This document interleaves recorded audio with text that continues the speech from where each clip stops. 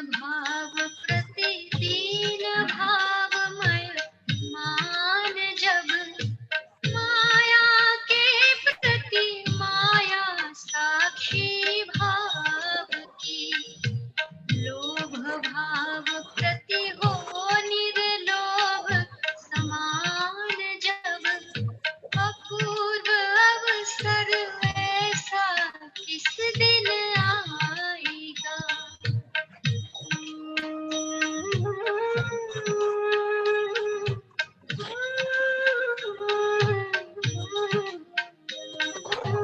बहु उपसर्ग करता के प्रति भी क्रोध नहीं वंदे चक्री तो भी मानन होय जब देह जाए पर माया नहीं हो रोम में लोभ नहीं हो प्रबल सिद्धि निधान जब अपूर्व अवसर ऐसा किस दिन आएगा।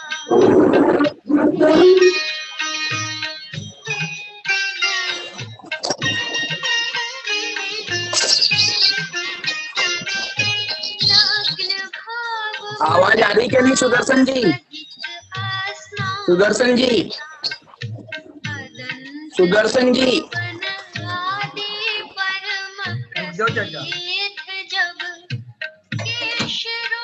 आवाज आ रही है? आवाज आ रही है क्या नहीं? द्रव्य भाव संयममय निर्ग्रंथ सिद्ध जब हाँ चाचा जी, आवाज आ रही क्या नहीं? हाँ आ रही है आवाज आवाज। हाँ आ रही है। ठीक है ठीक है ठीक है, चलो बस बस ठीक है ठीक है, चालू कर देते फिर अपन। अब हाँ बस 2 मिनट में।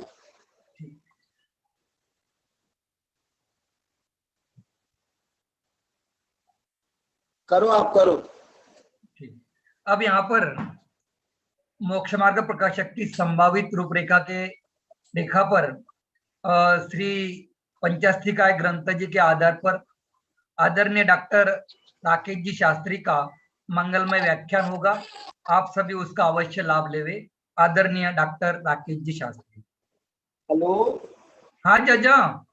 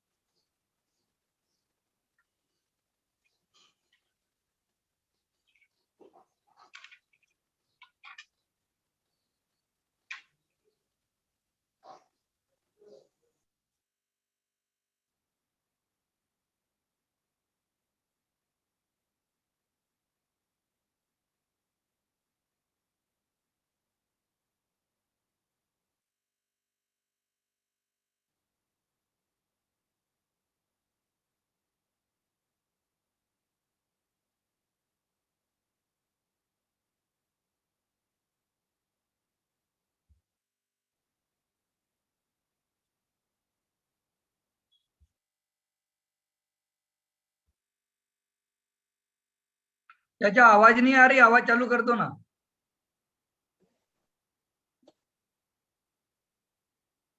अभिवंदियून शिरसा अपुन भव कारणं महावीरं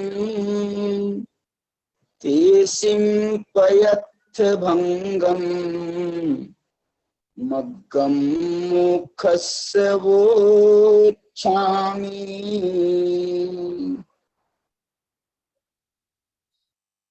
मोक्ष मार्ग की चर्चा चल रही है और यहाँ अपन पंचास्तिकाय के आधार पर इस मोक्ष मार्ग की चर्चा कर रहे हैं। 9 पदार्थों की चर्चा के अंतर्गत अभी तक तो इनडायरेक्ट मोक्ष मार्ग की चर्चा चल रही थी, जब हम जीव अजीव की चर्चा कर रहे थे, पुण्य पाप की चर्चा कर रहे थे, आश्रव शुभाश्रव पापाश्रव की चर्चा कर रहे थे, वो इनडायरेक्ट चर्चा हो रही थी। अब जब हमने संवर और निर्जरा की बात प्रारंभ की है, इसमें डायरेक्ट मोक्ष मार्ग की चर्चा है। संवर मुक्ति का, संवर और निर्जरा ये मुक्ति के साक्षात कारण माने गए। क्योंकि जब तक मुक्ति नहीं होती है तब तक संवर और निर्जरा चालू रहती है। केवल ज्ञान होने के पहले भी संवर निर्जरा चालू रहती है और केवल ज्ञान हो जाने के बाद जब तक मुक्ति नहीं होती है, साक्षात मुक्ति, मोक्ष की प्राप्ति जब तक नहीं होती है तब तक ये संवर और निर्जरा जो है इसका क्रम चालू रहता है। कहाँ चौथे गुण स्थान से मोक्ष मार्ग प्रारंभ होता है और 14वें गुण स्थान के अंतिम समय तक मोक्ष मार्ग चालू रहता है। माने वहां प्रारंभ हुआ था और 14वें गुण स्थान के अंत समय में ये मोक्ष मार्ग का अंत होता है। देखो, मार्ग का अंत तभी कहलाता है जब हमें गंतव्य प्राप्त हो जाता है। आप ये बताओ, मोक्ष मार्ग का गंतव्य क्या है? मोक्ष मार्ग का गंतव्य क्या है?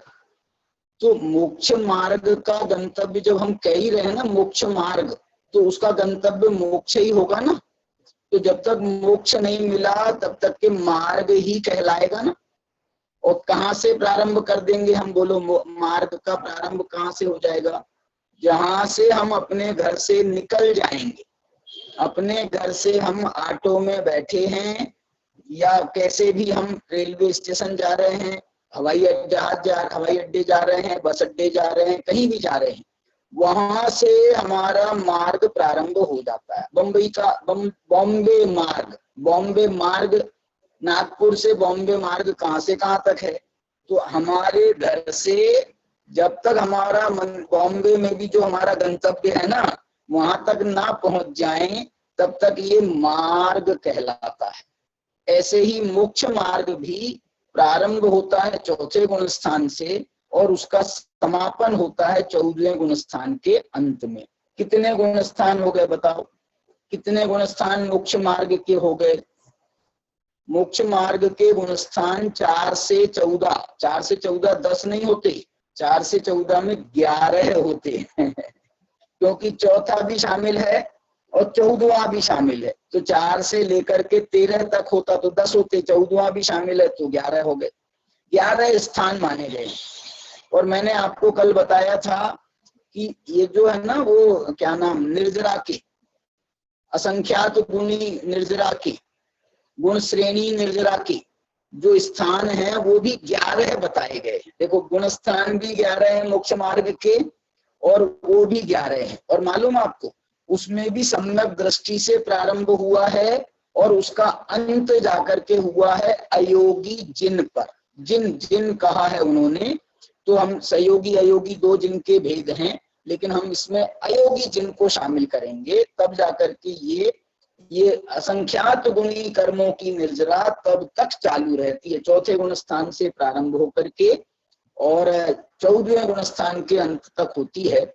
निर्जरा जो है ना, निर्जरा किसे कहते हैं मालूम? स्थूल से, व्यवहार से निर्जरा उसे कहते हैं कि जो हमारे साथ में कर्म बंधे हैं पहले से, या जो कर्म हम बांधते हैं उन कर्मों की तो होती है निर्जरा, और जो हम कर्मों को आने से रोकते हैं कर्मों को बंधने के लिए आने से रोकते हैं, इसका नाम है संवर। इसलिए आगामी कर्मों को नहीं आने देना, इसका नाम है संवर। और पूर्वबद्ध कर्मों का नाश करना, अभाव करना, दूर करना, उनको झड़ाना, निर्जरा शब्द है ना, जरा जरा, निर्झर, निर्झर उसे कहते हैं जिसमें से पानी आता रहता है। यहाँ तो पानी आता है, हम तो कह रहे हैं यहाँ से पानी बहता रहता है, निर्जरा में पानी बहता रहता है, तो ये निर्जरा है। तो ये जो निर्जरा है, निर्जरा कब तक चलती है? देखो, मैंने आपको एक और उदाहरण दिया था, वो थोड़ा सा अच्छा उदाहरण नहीं है। जरा माने बुढ़ापे का, बुढ़ापा, और ये बुढ़ापे का अंत निर्जरा। बुढ़ापे का अंत कहाँ होगा? तो बुढ़ापे का अंत मृत्यु में जाकर के होता है। तो यहाँ पर भी ये कर्मों की निर्जरा का अंत कहाँ होगा? तो कर्मों की निर्जरा का अंत मोक्ष में जाकर के होगा। देखो, इसको निर्जरा जो है ये प्योर है, प्योर। प्योर का मतलब ऐसा, प्योर मतलब इसमें झड़ाने। एक बात और बताना चाहता हूँ, जैसे मैंने आपको अभी 1-2 दिन पहले बताया था कि आश्रव, बंध, संवर, निर्जरा, पुण्य, पाप, ये सब एक साथ चलते रहते हैं मोक्ष मार्ग में। मोक्ष मार्ग में क्या हुआ? देखो, एक इसको उदाहरण ऐसा देना चाहता हूँ कि मोक्ष मार्ग माने एक समझ लो आत्मार्थी जो होता है ना, जैसे इसमें कल शब्द आया था 145 गाथा में, अपपसाद गो। क्या शब्द आया था? अपपसाद गो। अपपसाद गो माने आत्मार्थ, अपट्ठ, अपनी, अपट्ठ पसाद गो माने आत्मार्थ का जो प्रसाधक है। आहा, प्र माने होता है उत्कृष्ट, और साधक माने साधना करने वाला। जो आत्मार्थ की उत्कृष्टता से साधना करने वाला होता है उसे कहते हैं अपट्ठ पसाद गो। जो आत्मार्थ की माने, देखो एक उसमें आता है, श्रीमद् राजचंद्र ने आत्मार्थी का एक लक्षण बताया है, कषाय की उपशांतता, मात्र मोक्ष अभिलाष, जीव दया, और क्या है ऐसा है, कषायनी उपशांतता, मात्र मोक्ष अभिलाष। ऐसे इसमें 4 पॉइंट दिए हमने। कषाय की उपशांतता हो, मोक्ष की अभिलाषा। ये मोक्ष की अभिलाषा माने एक, ये तो भाषा अभिलाषा की है, लेकिन इसमें आत्मार्थ की साधना करने वाला। त्या आत्मार्थ निवास, ये अंतिम चरण है उसका, उस दोहे का अंतिम चरण है, त्या आत्मार्थ निवास। जहां कषाय की उपशांतता हो, जहां मोक्ष की अभिलाषा हो, जहां जीव दया हो, और जीव दया एक और लिया है उन्होंने, त्या आत्मार्थ निवास। वहां आत्मार्थ जो है वो निवास करता है। क्या बात है! ये श्रीमद् राजचंद्र जी जो हैं, इन्होंने बड़े बहुत प्यारे प्यारे सूत्र दिए हैं, बहुत प्यारे प्यारे सूत्र दिए हैं। उनकी एक इतनी मोटी किताब है श्रीमद् राजचंद्र के नाम से। और अभी हमारे सुदर्शन जी आपके इसमें प्रवचन के व्याख्यान के पहले चला रहे थे, क्या चला रहे थे? एक अपूर्व अवसर का काव्य चला रहे थे, अपूर्व अवसर का काव्य। ये अपूर्व अवसर का जो काव्य है ये भी श्रीमद् राजचंद्र ने बनाया है। और ये श्रीमद् राजचंद्र ने बनाया है, इसमें सिर्फ 22 छंद हैं। और एक बात बताऊं, ये जो अपूर्व अवसर है, इस अपूर्व अवसर का एक दूसरा नाम है, मालूम? इसका एक दूसरा नाम है अपूर्व अवसर। तो ये अपूर्व अवसर शब्द से प्रारंभ हो रहा है।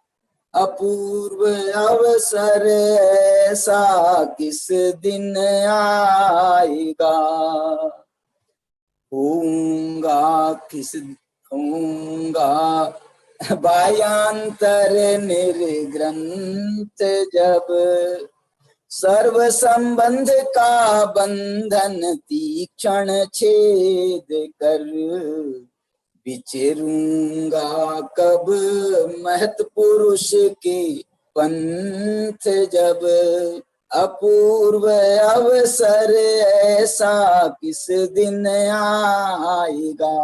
ये श्रीमद् राजचंद्र की रचना है, 22 छंद हैं इसमें, और इसका दूसरा नाम अपूर्व अवसर, नाम तो अपूर्व अवसर से प्रारंभ हुआ इसलिए इसका नाम अपूर्व अवसर पड़ गया, लेकिन इसका दूसरा नाम है गुणस्थान आरोहण क्रम। क्या मतलब? गुणस्थानों में आरोहण करते हैं तो आगे बढ़ते बढ़ते कैसे परिणाम होते हैं, कैसी अवस्था हो जाती है, उसका पूरा गुणस्थान आरोहण क्रम बताया गया है ये अपूर्व अवसर में। और ये गुणस्थान आरोहण क्रम का मतलब क्या है बताओ? गुणस्थान आरोहण का मतलब है मोक्ष मार्ग।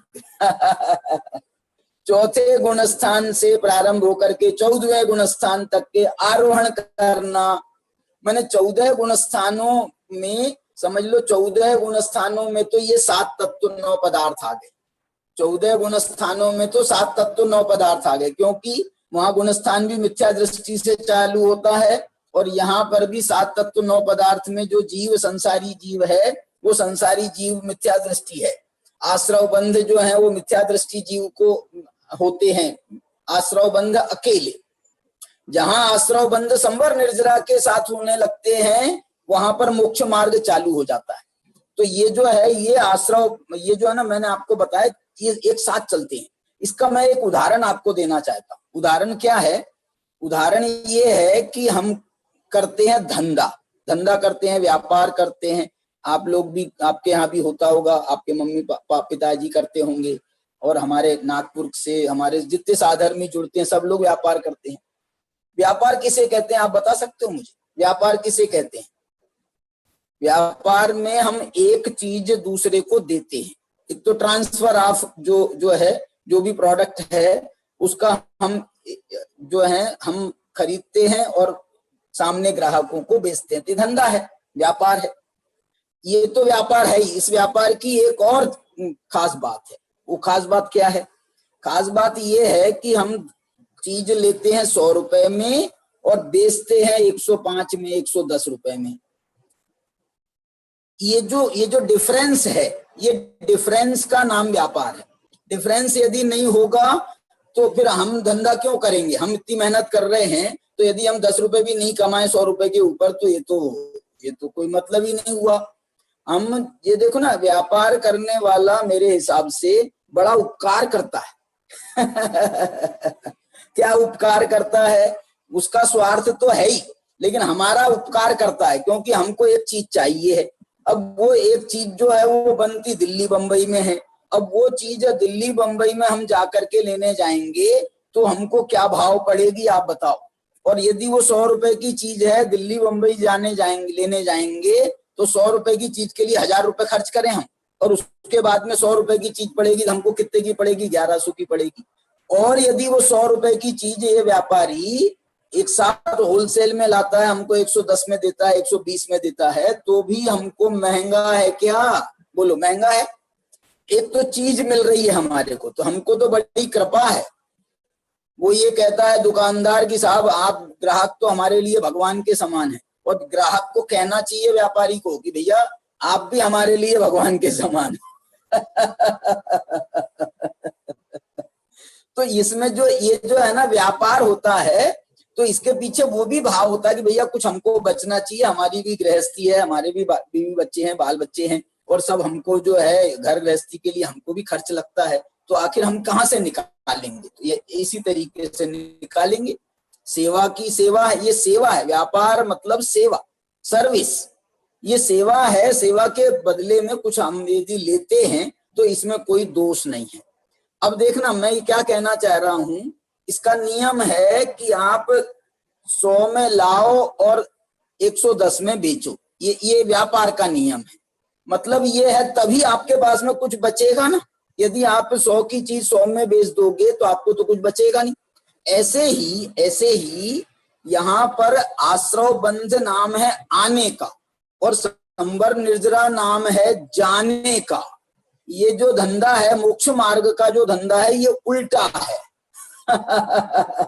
उल्टा कैसे है कि इसमें हम चीज जो है ना हम खरीदते तो हैं थोड़े, माने हम ज्यादा में खरीदते हैं, मैंने क्या बोलना चाहिए, मैं बोल रहा हूँ खर्च जो है हम ज्यादा करते हैं, खर्च ज्यादा करते हैं और हम आवक कम है हमारी, इसका नाम क्या है? खर्च ज्यादा है माने निर्जरा ज्यादा है, संवर ज्यादा है, खर्च ज्यादा है, निर्जरा ज्यादा है, और आवक कम है माने आश्रव कम है।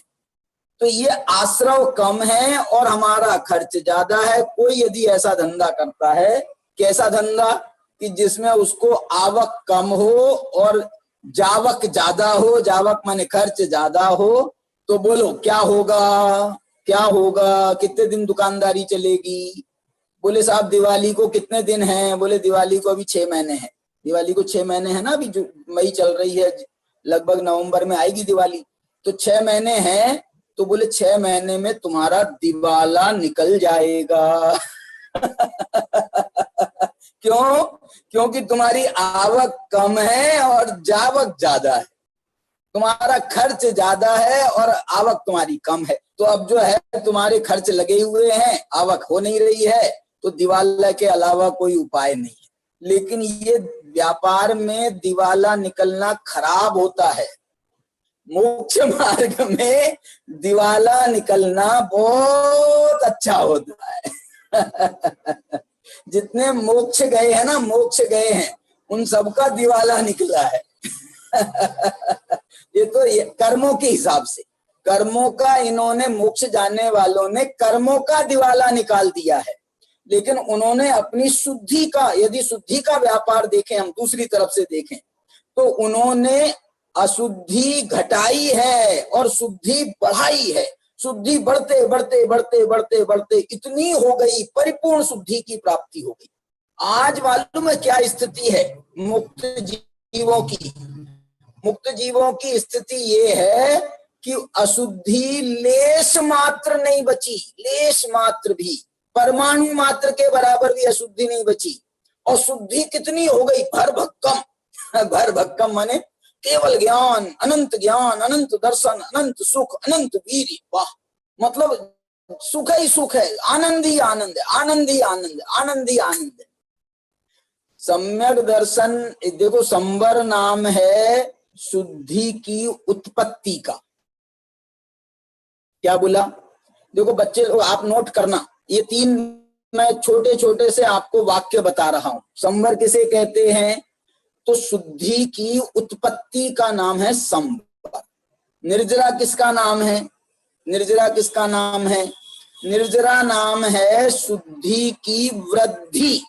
कल मैंने आपको बताया था यहाँ प्रंचास्ती काय से ही, शुद्धि की वृद्धि इसका नाम है निर्जरा। अच्छा, और मोक्ष किसका नाम है बताओ? 3 बिंदु आपको तीनों ध्यान रखना है। क्या बोला? शुद्धि की उत्पत्ति का नाम क्या है? संवर। शुद्धि की वृद्धि का नाम क्या है? निर्जरा। और मोक्ष किसका नाम है? मोक्ष नाम है शुद्धि की पूर्णता, परिपूर्ण शुद्धि, उसका नाम है मोक्ष। शुद्धि की उत्पत्ति, शुद्धि की वृद्धि और शुद्धि का परिपूर्ण शुद्धि, ये 3 जो है संवर, निर्जरा और मोक्ष, ये बहुत संक्षिप्त है, बहुत संक्षिप्त। इससे छोटा मैं आपको जो है ना लक्षण नहीं बता सकता, इससे छोटा लक्षण नहीं बनाया जा सकता, इससे छोटी परिभाषा नहीं बनाई जा सकती, बहुत छोटी से छोटी परिभाषा है। बताओ एक आध जन मेरे को बता दो भैया, एक आध जन संवर किसे कहते हैं, निर्जरा किसे कहते हैं और मोक्ष किसे कहते हैं? हैंड रेज करो। एक बार आप सर दोबारा रिपीट प्रांजल। नहीं रिपीट नहीं करेंगे अभी जिसको याद हो गया है वो बताए। 3 लोगों को याद हो गया है, प्रांजल, अनुभव, नमो, प्रियांश। वाह, बताओ कौन बताए? अनुभव से सुनते हैं, ये अनुभव से अभी तक हमने इसकी आवाज नहीं सुनी। जैनंद भैया जी। हाँ अनुभव जी बोलिए। संवर किसे कहते हैं? संवर शुद्धि की उत्पत्ति का नाम संवर, और शुद्धि की वृद्धि का नाम निर्जरा, और शुद्धि की पूर्णता का नाम मोक्ष। वाह, दूसरा और क्या नाम बताया था? शुद्धि की पूर्णता की जगह एक और शब्द बताया था, परिपूर्ण शुद्धि। परिपूर्ण क्या बताया? परिपूर्ण शुद्धि, उसका नाम मोक्ष। शुद्धि की उत्पत्ति, शुद्धि की वृद्धि और परिपूर्ण शुद्धि, इसका नाम है संवर, निर्जरा, मोक्ष। बहुत सुंदर, बहुत सुंदर। और कौन बताएगा? एक आध जन से और पूछते हैं। अब मैं अपने मन से पूछता हूं, बताओ सोहम गोसावी, सोहम गोसावी बताओ,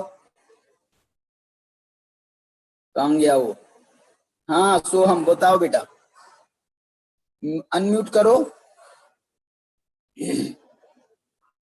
सोहम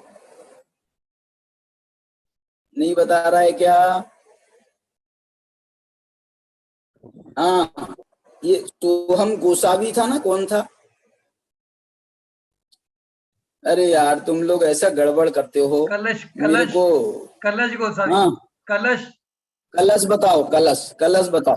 शुद्धि की उत्पत्ति का नाम संवर है, शुद्धि की वृद्धि का नाम निर्जरा है, और शुद्धि का परिपूर्ण सिद्धि का नाम परिपूर्ण शुद्धि, हाँ, परिपूर्ण मोक्ष का नाम मोक्ष है। वाह वाह। कलश गोसावी, कहाँ के हो बेटा तुम? चिखली, कौन से गांव के हो? हैं? चिखली, चिखली, चिखली। अच्छा बताया था तुमने। तुम्हारी उम्र बुलंदिया। कितनी है यार? तुम 12 साल के हो गए क्या? नहीं। क्यों कलश, तुम 12 साल के हो गए हो? 12 साल के? हाँ, कितने साल की उम्र हो गई तुम्हारी? 13 नहीं तो हाँ? 12 है, 13 नहीं तो 12 है। 13 के? हाँ। और 14 के बाद क्या हो जाता है बताओ? 14 के बाद क्या हो जाता है? 14 के बाद में माने 14वां गुणस्थान होता है। उसके बाद में क्या होता है? उसके बाद मोक्ष। हमारे यहाँ 14 के बाद में मोक्ष हो जाता है। 14 के बाद में 10वीं पास करके कई बच्चे निकल जाते हैं ना, तो फिर उनका मोक्ष हो जाता है, मतलब वो फिर हमारे यहाँ से चले जाते हैं। चलिए, तो ये जो है बहुत अच्छी संवर, निर्जरा और मोक्ष की ये मैं थोड़ी सी चर्चा आपके साथ में की है। अब अपन जो है, हमारा जो गाथाएं हैं, उन गाथाओं के आधार पर निर्जरा की चर्चा हमारी चल रही है। उस निर्जरा को मैं आपके साथ में शेयर करता हूँ। देखिए इसमें क्या है, 145 गाथा में, ये अभी तक अपन जो चर्चा कर रहे थे 145 गाथा के अपट्ठ पसाद गो, आत्मा का नहीं, आत्मार्थ का। आत्मार्थ का मतलब क्या होता है मालूम? आत्मार्थ का मतलब ये होता है, आत्मा ही है प्रयोजन जिसका, उसका नाम आत्मार्थ।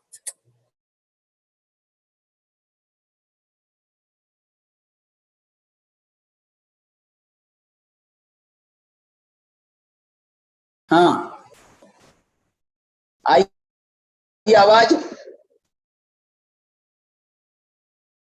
देखो ये ना आवाज? हाँ जी आ रही।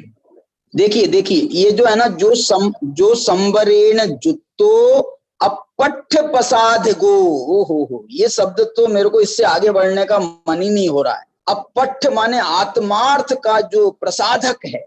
देखो, आत्मार्थ और साधक नहीं, प्रसाधक माने जो आत्मा का उत्कृष्टता से साधना कर रहा है आत्मा की। देखो, अपट्ठ पसाद गो ही अप्पाणम, वाह। आत्मा का और आत्मार्थ दोनों, दो शब्द डाल रहे हैं आत्मा के लिए, दो शब्द डाल रहे हैं। अप्पाणम भी आत्मा का है और अपट्ठ में भी आत्मा है।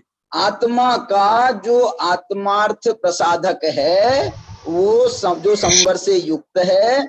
अब देखो इसमें मुनिऊन झादी, मुनिऊन का मतलब होता है मुनि नहीं, मुनिऊन का मतलब होता है मनन करके, मुनिऊन का मतलब होता है जान करके, ज्ञात्वा। देखो इसमें नीचे संस्कृत दी है ज्ञात्वा। झादी, झादी का मतलब है जो ध्यायति माने ध्यान करता है। नियदम, वाह। देखो, झादी नियदम नाणम, ध्यान किसे कहते हैं मालूम? ध्यान किसे कहते हैं?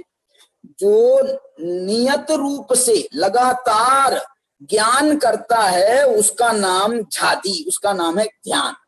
ध्यान और ज्ञान में क्या अंतर है मालूम? ज्ञान और ध्यान में, कोई चीज को हम एक बार जानते हैं उसका नाम तो है ज्ञान, लेकिन हम बाद में उसको जब निरंतर जानने का प्रयत्न करते हैं, लगातार जानने का प्रयत्न करते हैं, एक बार देखने का नाम तो ज्ञान है और लगातार देखने का नाम ध्यान है। एक बार जानने का नाम ज्ञान है, लगातार जानने का नाम, देखो झादी नियदम नानम, जो लगातार जानने का नाम है उसका नाम ध्यान है।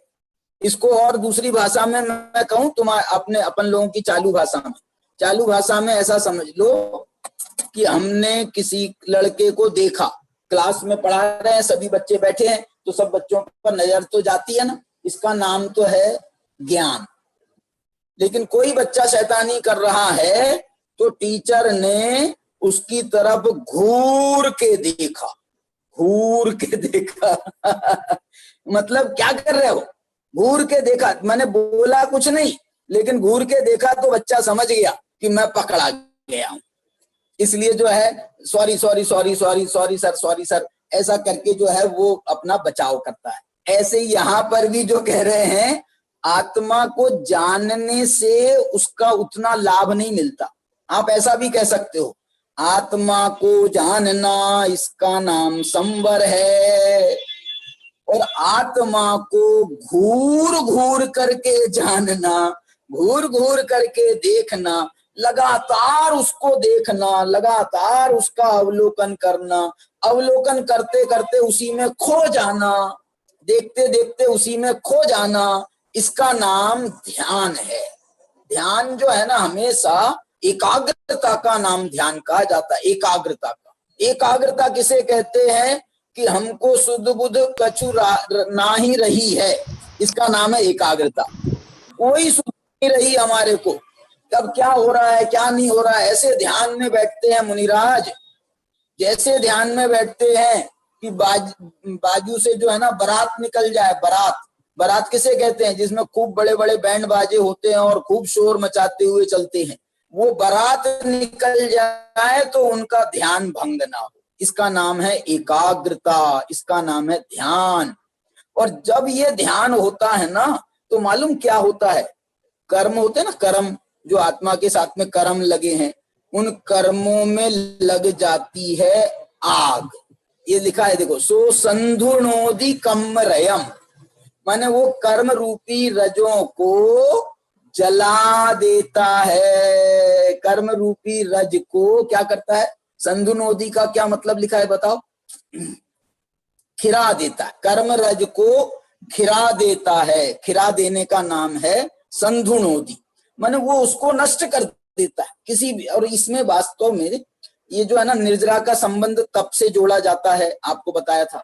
तप का जब भी उदाहरण दिया जाता है ना, तो एक दो उदाहरण दिए जाते हैं। एक तो तप के लिए अग्नि का उदाहरण दिया जाता है। क्या, किसका उदाहरण दिया जाता है, अग्नि। अग्नि भी ऐसा तत्व है कि एक बार जैसे जंगल में आग लग जाए, तो जंगल की आग ऐसी मानी जाती है भैया, इतनी मानी जाती है कि वो मीलों लंबा जंगल भी हो ना, और एक आग से आग पकड़ते पकड़ते पकड़ते वो पूरा जंगल को राख कर देती है, ऐसी आग होती है जंगल की आग। तो ये जो जंगल की आग है, ऐसे ये कर्मों में एक बार आग लग जाए ना, मिथ्यात्व का नाश किया हमने, तो एक बार उसमें नाश करने का मतलब आग लग गई। तो अब ये आग लगी है, जब तक ये कर्म पूरी तरह से जल के खाक नहीं हो जाएंगे, तब तक के ये जो है ना, ये आग जलती रहेगी। और मोक्ष हो जाने के बाद में क्या होगा, आग जलती रहेगी क्या, खत्म हो जाएगी? अरे जब कर्म ही नहीं रहे, कर्म माने ध्यान के लिए आग की, ध्यानाग्नि के लिए कर्म जो है वो ईंधन के समान है, ईंधन के समान। और वो ईंधन जब तक रहता है तब तक उसमें आग लगी रहती है, जलता रहता है। अब ईंधन ही खत्म हो गया, जब ईंधन ही खत्म हो गया तो वो आग भी जो है ना आराम से धीरे से शांत हो जाती है। ऐसे ही हमारे मुनिराज ने जब कर्मों को आग लगाई, तो वो कर्मों की आग जो है कब तक चली, जब तक कर्म रहे तब तक तो वो आग चली, ध्यान की अग्नि चली। और उसके बाद में न कर्म रहे। और मालूम है, ऐसा भी कहा जाता है कि मोक्ष हो जाने के बाद में फिर ध्यान भी नहीं रहता है। ध्यान की जरूरत नहीं है, क्योंकि कर्मों का नाश करने के लिए ध्यान की जरूरत है। अब ध्यान की क्या जरूरत है जब कर्मों का ही नाश हो गया? तो अब तो मुनिराज जो होते हैं ना, जो भगवान सिद्ध भगवान जो हैं वो नहीं करते हैं, ध्यान नहीं करते। वो क्या करते हैं बताओ? सिद्ध भगवान तो आनंद से रहते हैं। ये सिद्ध भगवान, अभी आएगा इसमें मोक्ष तत्व का वर्णन, इन निर्जरा के बाद में मोक्ष ही आने वाला है। सिद्ध भगवान उसका नाम है कि जिनको ध्यान करने का भी मतलब अभी फिर टेंशन रहेगा, कुछ ध्यान कर, कोई काम बाकी हो तो ध्यान करने करे, कोई काम ही बाकी नहीं रहा। इसलिए मुनि भगवान का नाम है कृतकृत्य। भगवान को जो सुख है वो अनंत सुख है। अब उसका ऐसा सुख प्राप्त हो गया जिसका कभी अंत नहीं होगा। अब क्या जरूरत है? अव्याबाध, जिसमें कोई बाधा भी नहीं आएगी, ऐसा जो है आनंद की अवस्था का नाम है मोक्ष। तो ये जो मोक्ष है ये संवर निर्जरा के द्वारा प्राप्त होता है। चलिए, तो इसमें बहुत अच्छे भाव थे, मैंने आपको सभी को बताने की कोशिश करी है।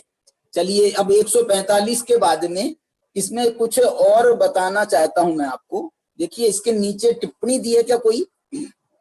इसके नीचे एक टिप्पणी होना चाहिए। हाँ देखो,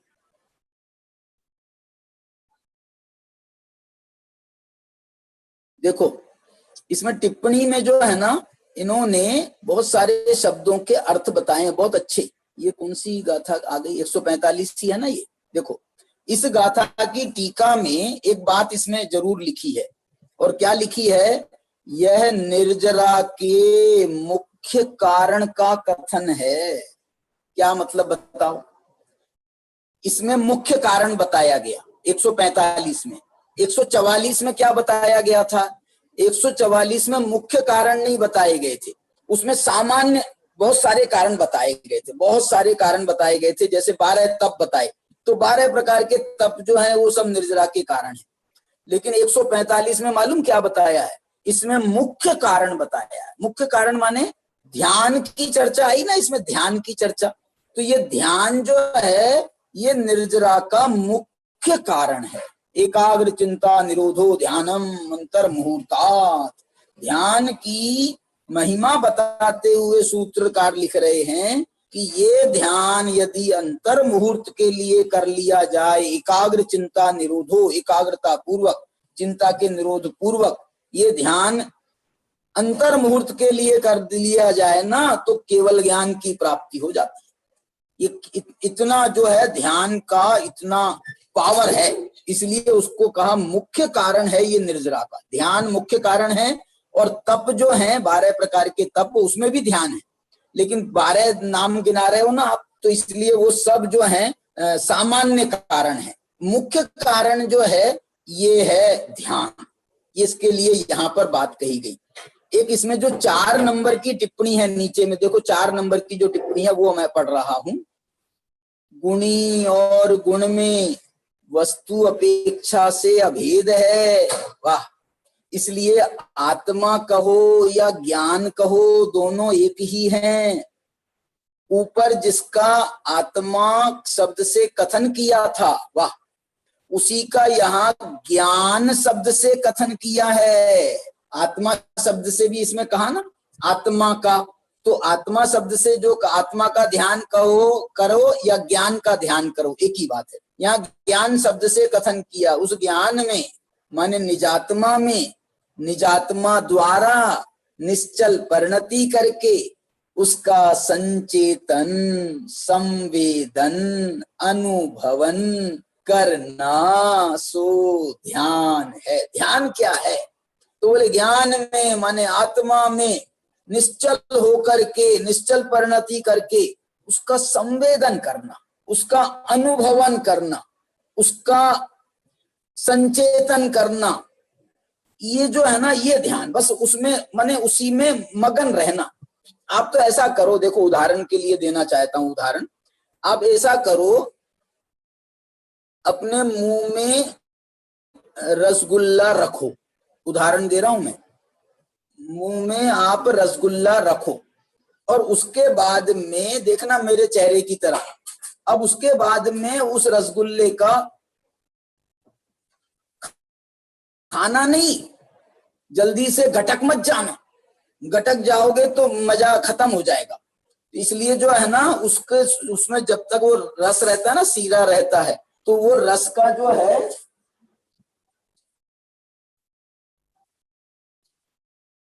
तो वो जो रस है वो रस उसमें डिस्टर्ब करने का क्यों करते हैं?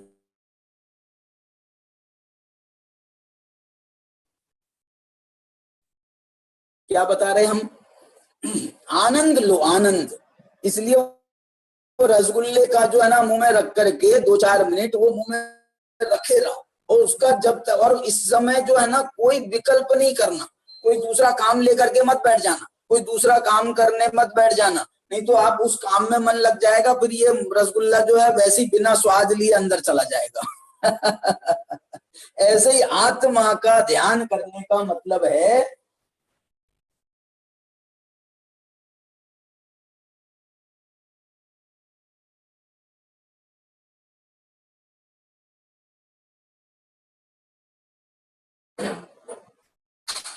इसको देखिए।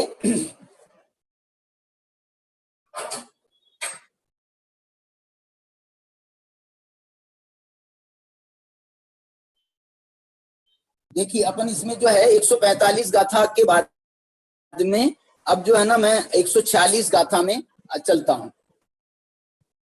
चलिए 146 गाथा अपन देखते हैं। 146 गाथा में भी अब ये ना ये 146वीं गाथा माने ये निर्जरा तत्व का अंतिम गाथा है, माने निर्जरा की गाथाएं 3 है, निर्जरा तत्व की बताने वाली गाथाएं 3 है। तो अपन ने 144 पढ़ ली, 145 पढ़ ली, 146वीं गाथा पढ़ रहे हैं अपन। देखो कैसी गाथा है इसमें। इसमें अगणी शब्द का प्रयोग आने वाला है, अगणी। और जो है ना मैंने अभी आपको बताया था ना, एक तो अग्नि के साथ में तप की तुलना की जाती है, ध्यान इसकी, और एक और तुलना की जाती है मालूम काय की? वज्र। एक है ना वज्र होता है, वज्र, वज्रधर कहलाते हैं ना ये। इंद्र जो है ना वो वज्रधर कहलाता है। इंद्र के पास में एक हथियार होता है, समझ लो। हमारे चक्रवर्ती तो चक्रधर कहलाते हैं, लेकिन वो इंद्र जो है वो वज्रधर कहलाता है। उसके पास में एक वज्र होता है, वज्र। वज्र का मतलब समझ लो वो हनुमान जी के हाथ में था ना एक, उसके जैसा वो वज्र कहलाता है। तो वो वज्र जो है उसकी उपमा दी जाती है इसके लिए। किसके लिए? ये तप के लिए। तप के लिए, तप चाहे सुर राय, करम शिखर को वज्र है। ये सुर देवता भी तप को चाहते हैं, क्योंकि वो तप नहीं कर पाते हैं। तप नहीं कर पाते हैं तो इसलिए मनुष्यों से भीख भी मांगते हैं कभी कभी आकर के पंचकल्याणकों में। लेकिन वो जो है तप नहीं कर पाते हैं तो उनकी चाह बनी रहती है तप करने की। देखो हमारे को तप करने की हमारे पास में सुविधा है, लेकिन हम तप नहीं करते हैं। देखो क्या दुर्दैव है। और वो इंद्र आदि, वो सम्यक दृष्टि इंद्र आदि, वो जो है क्या बोल रहा था, वो जो है ना तप नहीं कर सकते हैं, लेकिन वो तप के लिए बहुत उतावले हो रहे हैं। तप चाहे सुर राय, वो तप को चाहते हैं। क्यों चाहते हैं? क्यों चाहते हैं? क्योंकि उनको मालूम है। क्या मालूम है? कि करम शिखर को वज्र है।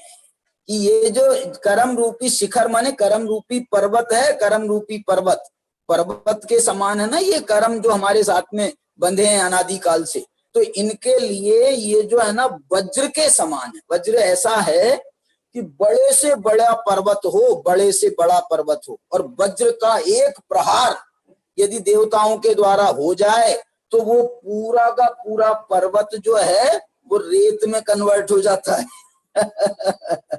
वो धराशायी हो जाता है पूरा का पूरा पर्वत। ऐसे ही कर्म रूपी पर्वतों के लिए ये वज्र के समान है। कौन? तप चाहे सुर राय। ये तप जो है उसके समान है। और अग्नि का तो मैंने बताई था आपको, जंगल की आग। इसमें जो है अब एक और बात जो है, जो ध्यान की चर्चा वहां 145 में करी, मुख्य कारण जो बताया, उसी ध्यान का स्वरूप इस गाथा में बता रहे हैं। 146 में उसी ध्यान के स्वरूप को बता रहे हैं। देखो गाथा पढ़ता हूं, आप भी पढ़ना। जस्सन विज्जति रागो दोषो मोहो वजोग परिकम्मो तस्य सुहासुह डहनो। वाह वाह वाह। डहनो, डहनो, डहनो माने क्या? वो जो है शुभ और अशुभ कर्म को जलाने के लिए। वाह। दहनो झाण मऊ जाय दे अग्नि। ये जो है ध्यान में ये अग्नि जो है, ध्यान रूपी अग्नि, ये शुभाशुभ रूपी जो अशुद्धि है, शुभाशुभ रूपी जो विकारी भाव हैं, उन विकारी भावों को जलाने के लिए अग्नि के समान है। अग्नि किसे कह रहे हैं बताओ? अग्नि किसे कह रहे हैं? अग्नि कह रहे हैं ध्यान को।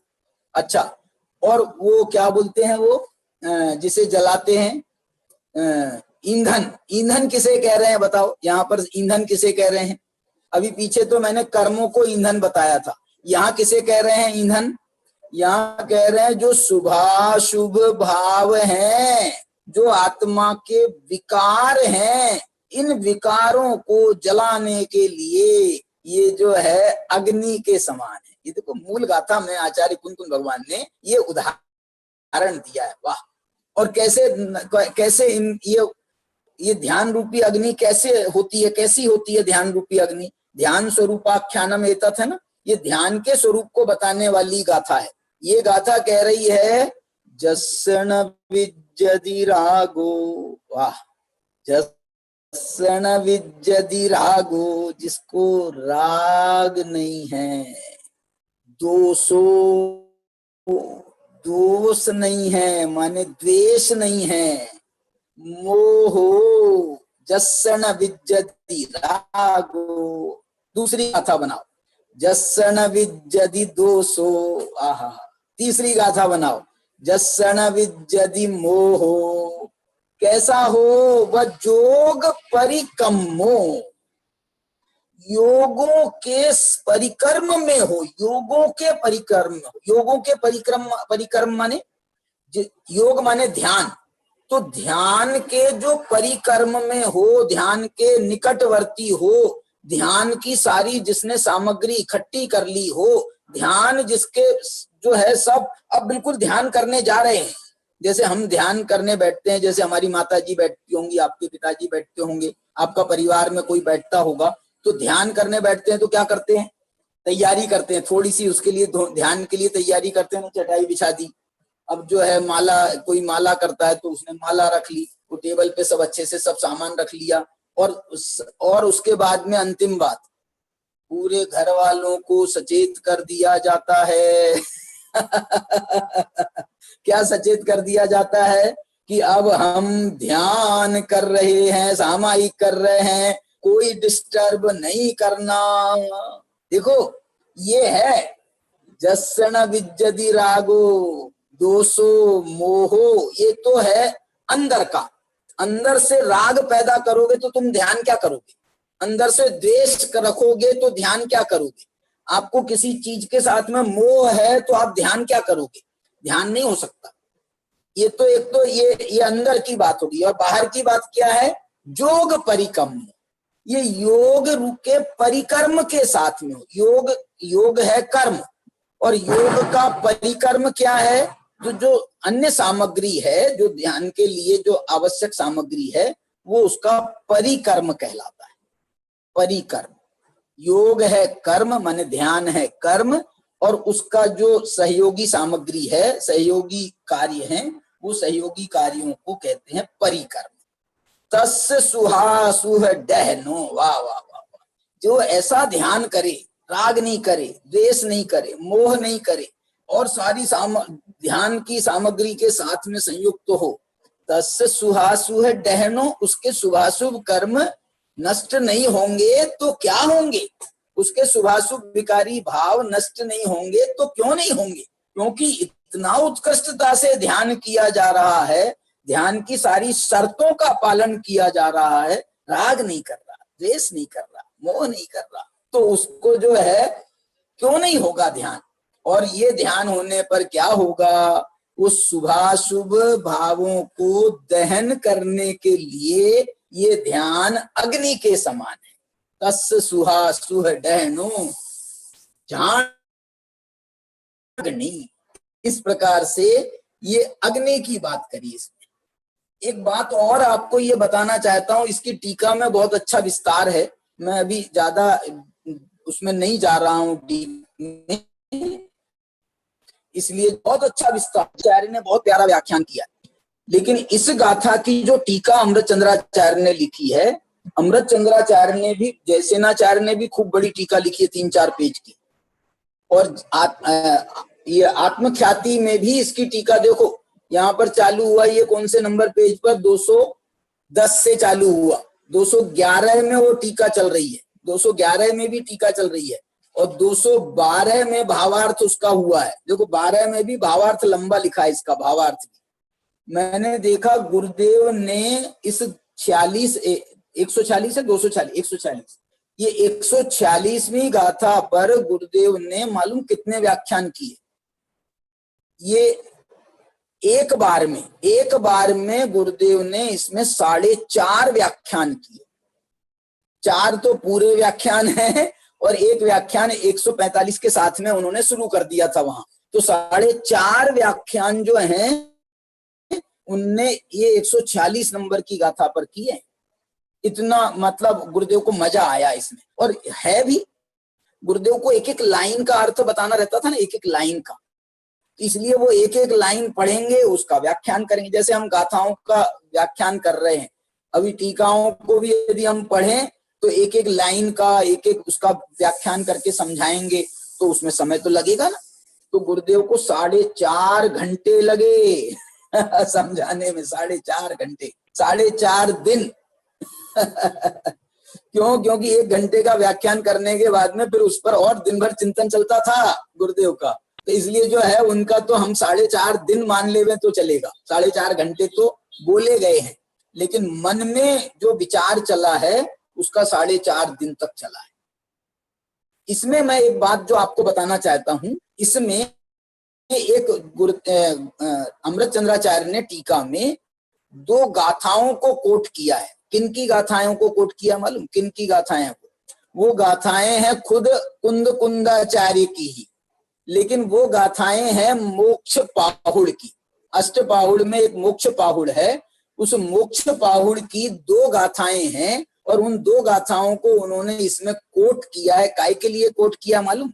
इसके लिए कोट किया है कि कोई ये कहता है कि पंचम काल में ध्यान होता है क्या? पंचम काल में ध्यान होता है क्या? बोले मोक्ष तो होता नहीं है, और मोक्ष जाने के लिए ध्यान होता है, इसलिए जो है मोक्ष नहीं होता है तो फिर ध्यान भी नहीं होता। ऐसा कई लोग कहते हैं, पंचम काल में ध्यान नहीं होता, पंचम काल में ध्यान नहीं होता, और ध्यान होता है तो बोले धर्म ध्यान होता है, शुक्ल ध्यान कहाँ होता है? शुक्ल ध्यान तो वास्तव में भी नहीं होता है, क्योंकि श्रेणी आरोहण करते हैं तभी शुक्ल ध्यान होता है। लेकिन धर्म ध्यान के 2 भेद हैं, एक व्यवहार धर्म ध्यान और एक निश्चय धर्म ध्यान। तो व्यवहार धर्म ध्यान होता है और निश्चय धर्म ध्यान भी होता है।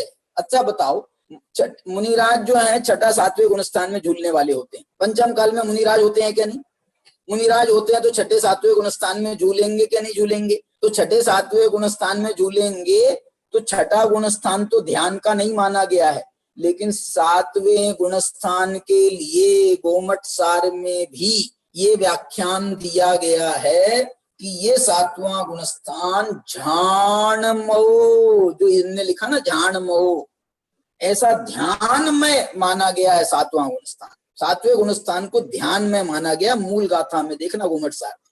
यहाँ पर भी वो आचार्य भगवान ये इस बात को बता रहे हैं कि अरे यार नहीं, तुम ध्यान नहीं होता ये क्यों कह रहे हो? शुक्ल ध्यान नहीं होता है और नेगेटिव को क्यों याद करते हो?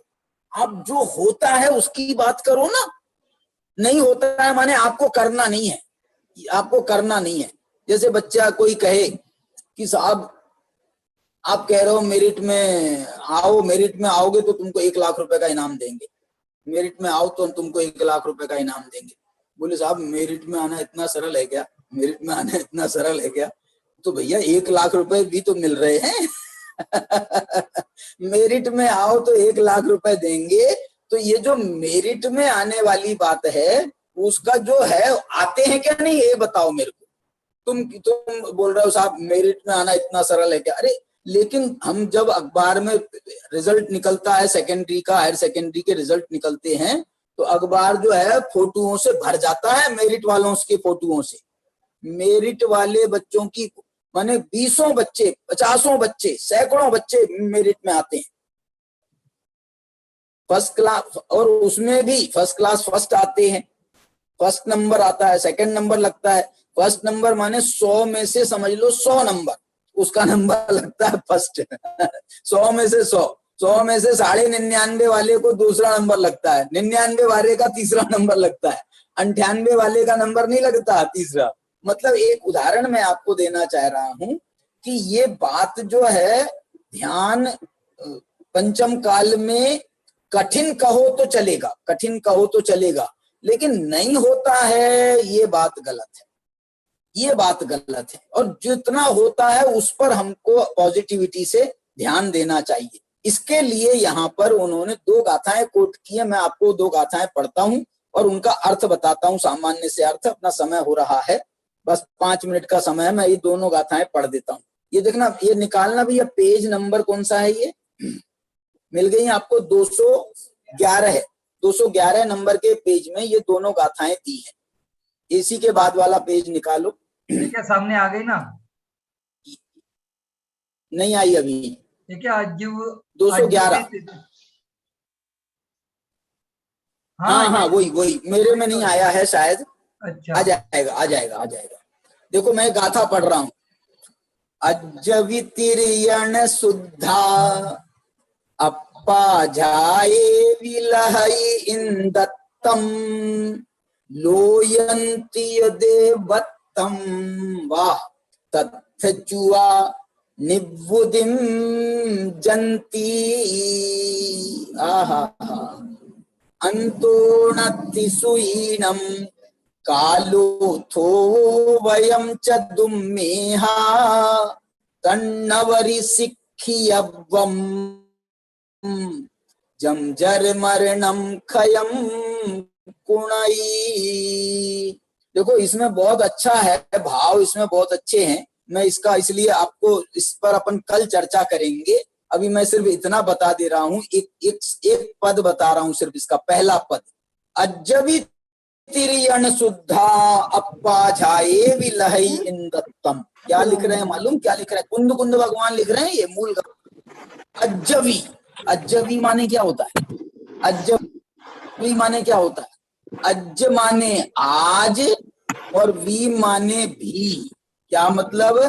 माने आज भी पंचम काल तुम कह रहे हो, कुंद कुंद भगवान कह रहे हैं आज भी तिरियण शुद्धा, 3 रतन से शुद्ध, अप्पा झाए भी, 3 रतन से शुद्ध माने रत्नत्रय से शुद्ध होकर के अपनी आत्मा का ध्यान करना चाहिए और ध्यान करते हैं। और लहई रत्तम, पंचम काल में भी आत्मा का ध्यान करके मोक्ष भले ही नहीं जाते हैं लेकिन इंद्रत्व बने को प्राप्त करते हैं। और इंद्र तो छोड़ो, आगे लिख रहे हैं लोयंती देवत्तम लौकांतिक देव भी बन जाते हैं। क्या बात है, क्या बात है। और क्या लिख रहे हैं मालूम? तत्थ चुआ निबुदिम जंती।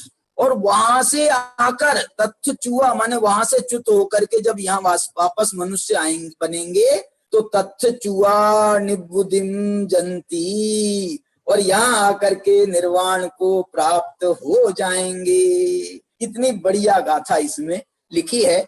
और इसका और विशेष भाव जो है मैं कोशिश करूंगा अष्टपाउर से भी अपन इसका प्रकरण को देखें। तो ये बात जो है इसमें बहुत प्यारी बात आई है।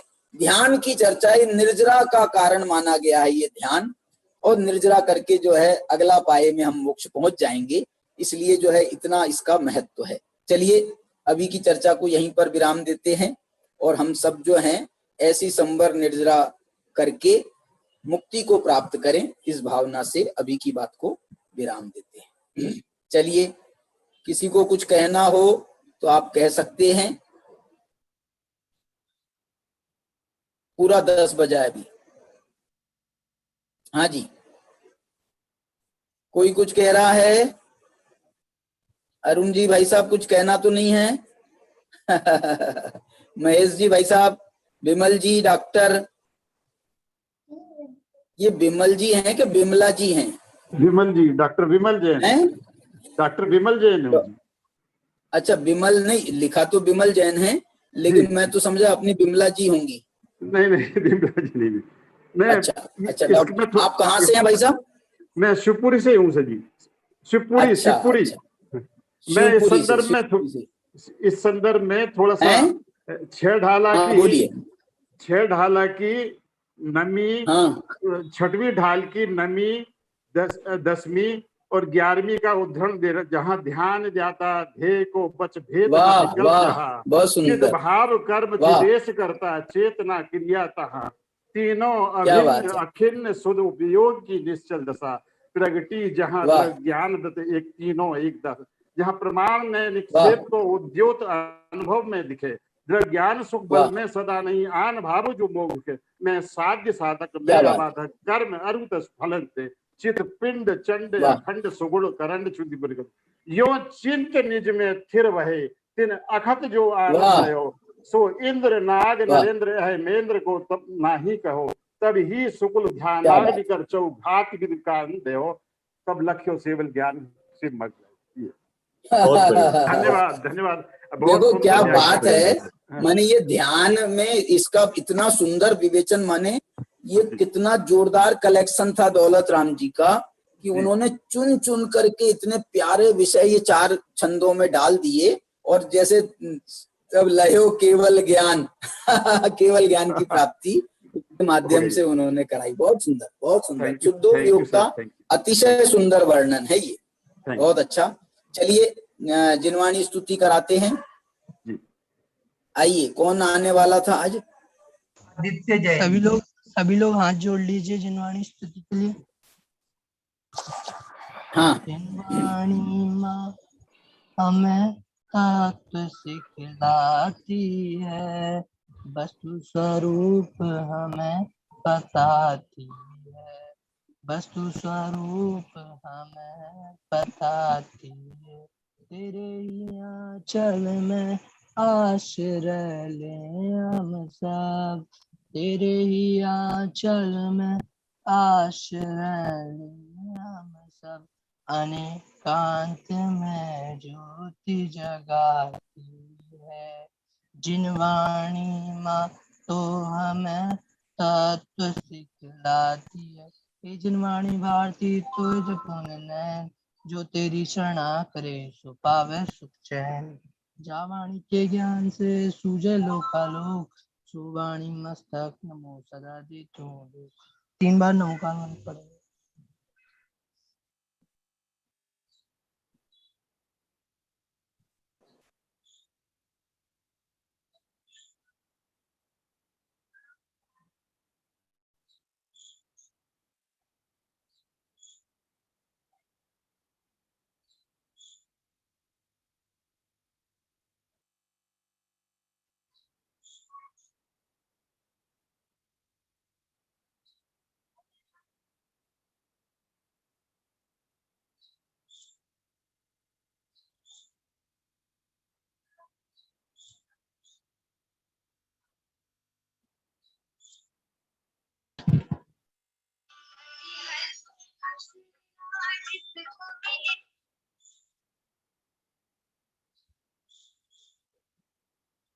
जय बोलो द्वादशांग रूपी जिनवानी माता की जय। सभी को जय जिनेन्द्र। जय जिनेन्द्र। जय जिनेन्द्र भैया। और कल हेमंत वायकुस जिनवानी स्तुति करेंगे। हाँ हाँ चलो सभी को जय जिनेन्द्र। जय जिनेन्द्र, सभी को जय जिनेन्द्र। जय जिनेन्द्र पंडित जी। जय। बहुत अच्छा लगा, हमारे बहुत अच्छी चर्चा करी। आप लोग भी कुछ चर्चाएं आखिरी में, बहुत आनंद आएगा। चलिए।